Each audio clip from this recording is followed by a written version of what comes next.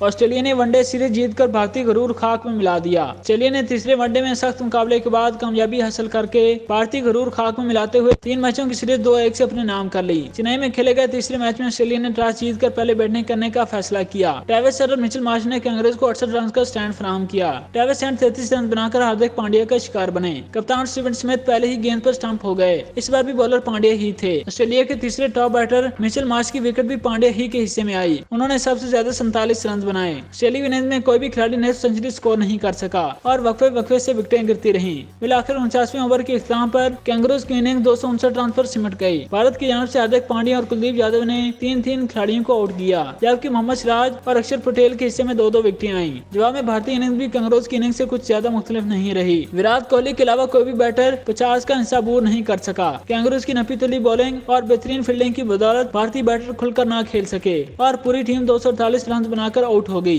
भारत के जारे मिजाज बैटर सूर्य कुमार यादव मुसलसल तीसरे मैच में गोल्डन डक लेने वाले पहले भारतीय खिलाड़ी बन गए। T20 रैंकिंग में पहले नंबर पर मौजूद यादव को सीरीज के पहले 2 मैचेस में फास्ट बॉलर मिचेल स्टार्क ने पहले ही गेंद पर LBW किया, जबकि तीसरे मैच में स्पिनर एस्टन ऑगर ने इन्हें पहली गेंद पर बोल्ड कर दिया। इससे कबल सचिन तेंदुलकर, अनिल कुंबले, जहीर खान, ईशांत शर्मा और जसप्रीत बुमराह वनडे में मुसलसल 3 मैचों में 0 पर आउट हुए थे, लेकिन सूर्य कुमार ने तीनों मैचों में पहले ही गेंद पर आउट होने का नया रिकॉर्ड कायम कर दिया। ऑस्ट्रेलिया की जानिब से एडम जंपा ने 4, एस्टन ऑगर ने 2 और मार्कस स्टोइनिस और शॉन एबर्ट ने 1-1 विकेट हासिल की। एडम जंपा को मैन ऑफ द मैच का अवार्ड दिया गया, जबकि मैन ऑफ द सीरीज का एजाज मिचेल मार्श के हिस्से में आया। याद रहे कि टेस्ट सीरीज में भारत ने ऑस्ट्रेलिया को 2-1 से हराया था, लेकिन ऑस्ट्रेलिया ने वनडे सीरीज जीतकर हिसाब बराबर कर दिया।